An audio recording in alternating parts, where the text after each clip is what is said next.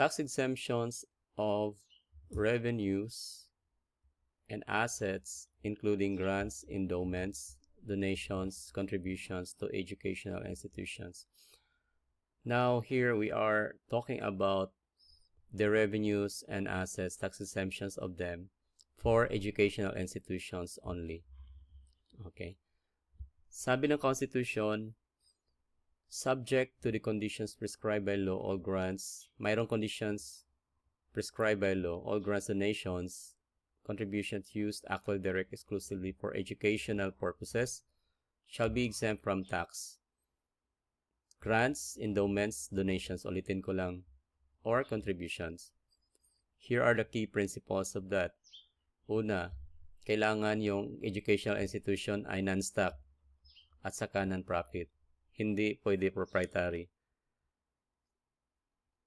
Again, hindi ito applicable, yung exemption na to ay hindi applicable sa mga for-profit na mga educational institution.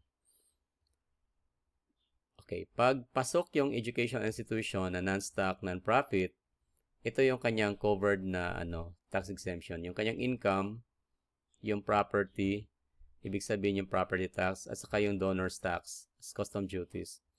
Of course, don't forget that if they are used actually directly for exclusive, but we are going to discuss that kung ano yung ibig sabihin. Now here is the use test.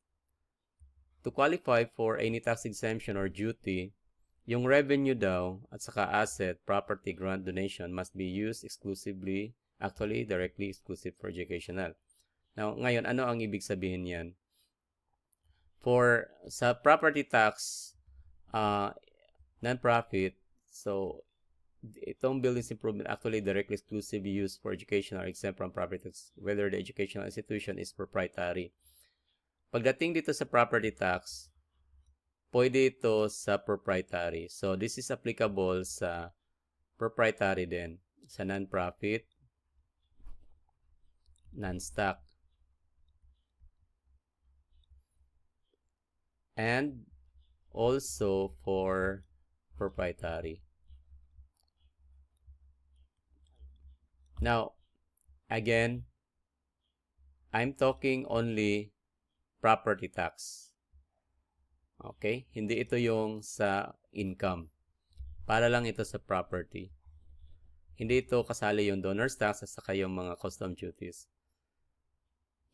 Ang provision na yan ay self-executing. Ibig sabihin, hindi kailangan ng batas para magiging exempted doon sa grant exemption, yung sa non-stock, non-profit, sa kanyang pagiging exempted.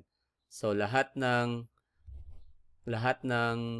para doon sa income, exemption sa property donors para sa non-stock at non-profit only na educational institution ay self-executing. Hindi kailangan ng batas. Apply yun agad or directly. Sa proprietary institutions naman, yung tax exemption ay kailangan ng prior legislative implementation. Kaya ngayon sa atin, if you can still remember sa income tax, mayroon tayong 50% na threshold hurdle na pag halimbawa yung 'di ba sila ngayon ay 10% yung kanilang income tax rate.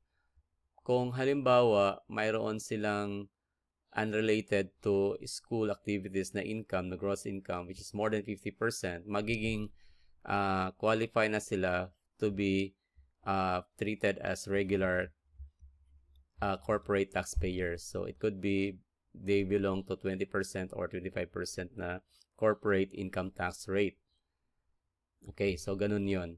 Again, I'm talking only the proprietary institutions na pwedeng 10% sila tapos naging 25%, etc. But ang kailang tax exemption, kailangan yun ng batas para magiging mayroon silang tax exemption. Kasi yung dinidiscuss natin dito na constitutional limitations is only applicable for non-stock, non-profit institutions. Except lang na yung property tax ay pwede siyang, yung property tax exemption ay applicable din siya sa proprietary educational institution. I have a highlights here from the Department of Finance pagdating naman sa mga non-stock, non-profit educational institution. So, sinabi dito, again ha, para lang ito sa non-profit kasi kailangan natin maging specify kasi mayroon kasing mga canteen or mga related to school activities. So, kailangan natin malaman to what extent they are exempted. Kasi ang stock exemption must be interpreted strictly against the taxpayer. So, ganun yung construction of tax laws. Tax exemption is not only limited to revenues and assets derived from strictly school operations like tuition, matriculation, library, or OTC. Ito din ay extended to incidental income like canteen, ayon, bookstore, saka dormitory. So, pwede sila dito mag-exempted din. Ito lang yung conditions for the incidental income. The facilities mentioned must not only be owned. Must not only be owned. So, kailangan owned by una-una, kailangan yung mga canteen yan owned by school and operated by school itself, but must also be located. Okay. So, number 1, owned by the school. Second, located inside the school campus. So, hindi siya pwede sa labas. Canteens operated by mere concessionaires, yung mga concessionaires are considered taxable. Okay. Hindi sila exempted. Another one is taxable unrelated income. Unrelated to strict school operations such as yung mga bank deposits yon. Ano to? Taxable ito. Mga tax funds. Kasi related na yan sa investment. It's not any more part of the school activities. So, tandaan lang natin para maintindihan natin ito, kailangan mo lang una na i-understand na school-related activities lang talaga yung exemption.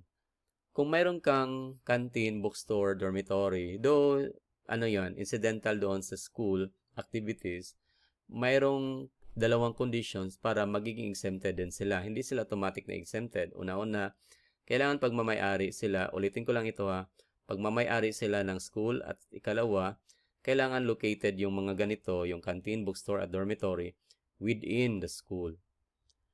Okay.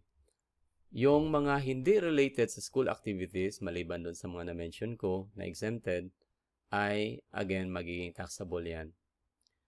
Okay. Now, ngayon, balik tayo dito sa use of income and assets. Kasi sinabi kasi dito, sa Constitution na nakalagay, mayroong used actually directly exclusively. So, paano ito ini-interpret? So, sabi dito, the use of school's income and assets must be in consonance with the purposes of which a school is created.